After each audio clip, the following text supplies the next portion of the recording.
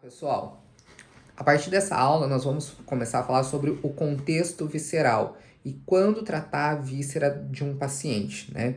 Ou de alguém que procura vocês aí para vocês entenderem qual a diferença de uma disfunção visceral de uma disfunção osteomuscular. Não adianta a gente querer manipular uma víscera, tratar uma víscera, sem antes entender o sistema nervoso autônomo. Esse é um dos sistemas mais importantes que tem com correlação à víscera e é ele que rege toda essa estrutura visceral. Bom, quando se pensa em vísceras, tá? Eu vou ter sempre dores referidas, tá? Então, as dores referidas, elas são tipo de origem osteomuscular, tá? Origem tendinosa, porque normalmente a víscera tem relação com uma articulação pela inervação. Geralmente, a inervação que inerva a víscera, inerva também esse componente muscular de uma região, tá?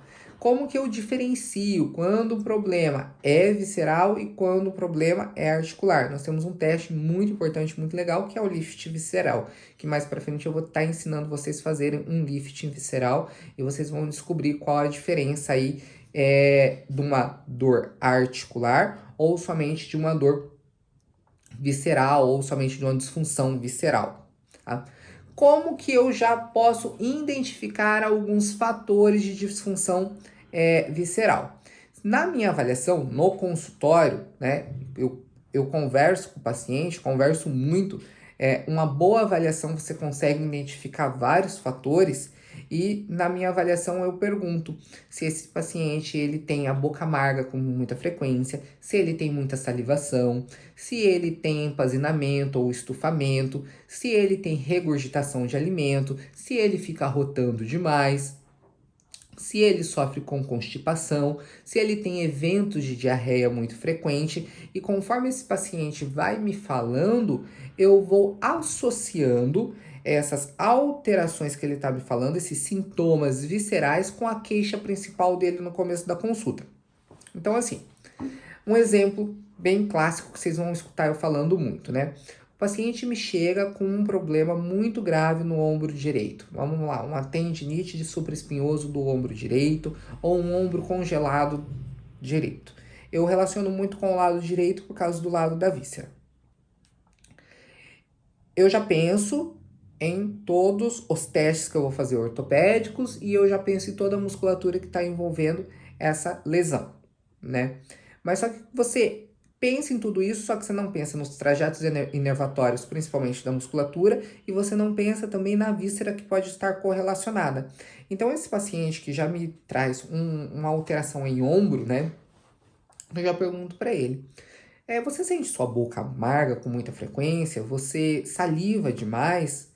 Você ingere muita bebida alcoólica? Você ingere muita medicação? Por que eu estou fazendo essas perguntas? Porque isso daí vai começar a me direcionar para o fígado do paciente, né? Devido à sua localização topográfica estar do lado direito, né? Nós temos uma rede conectada, que é a rede de fáscias, né?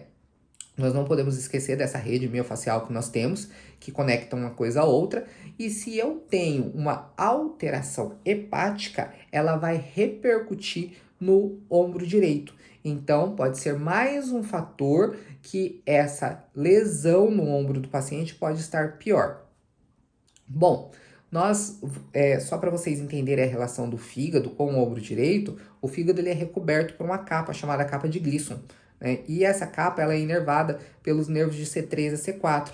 C3 a C4, nervo frênico, vai inervar também diafragma. Lembrando que C3 e C4, ele é um ramo do plexo braquial que vai inervar musculatura principalmente de deltoide, tá? Então a gente precisa correlacionar essas alterações.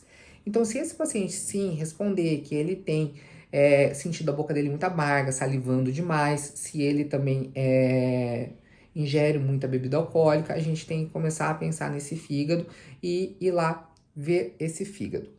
E aí é muito interessante, porque quando eu for avaliar a coluna torácica desse paciente, esse paciente provavelmente vai relatar uma sensibilidade muito grande na região torácica, principalmente na região de T5 até T8.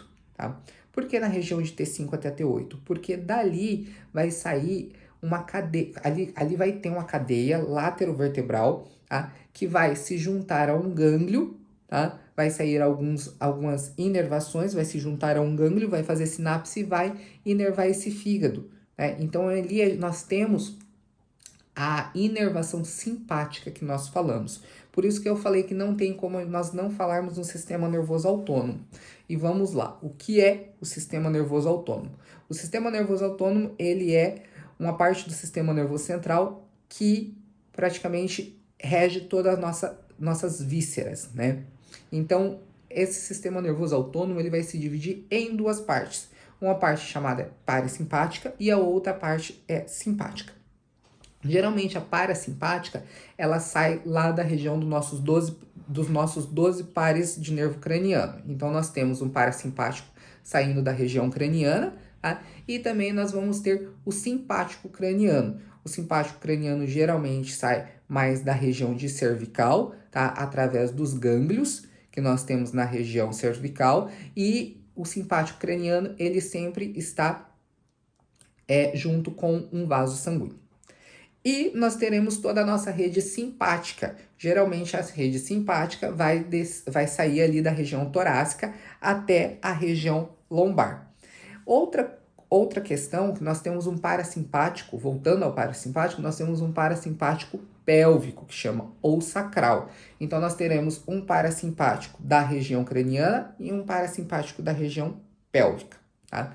O parasimpático da região pélvica, ele vai inervar parasimpaticamente mais as vísceras baixas, tá?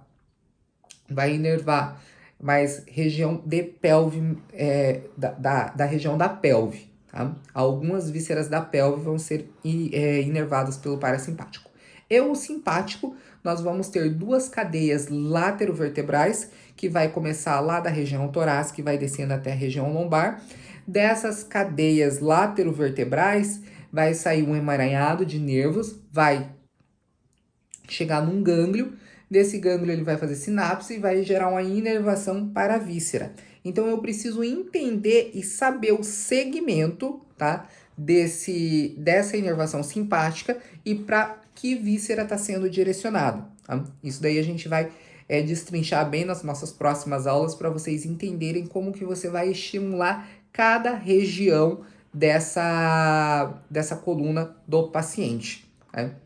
Então, se eu tenho alguma lesão em determinado ponto dessa coluna, eu posso estar também irritando essa inervação simpática, levando o paciente a ter sintomas viscerais.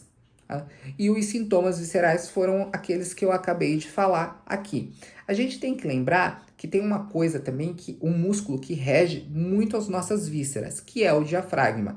Na nossa aula 2 ou 3, que está no YouTube, eu ensino a liberar o diafragma. Eu sempre brinco que o tratamento visceral, ele depende 50% de um diafragma trabalhando bem, essa bomba trabalhando bem, porque as vísceras seguem a mecânica diafragmática. Tá? Se as vísceras se mexem, elas se mexem por causa que nós temos um movimento inspiratório e expiratório. E esses outros 50% são da inervação simpática e parasimpático, e também nós temos as correlações anatômicas de ligamentos e fáscias.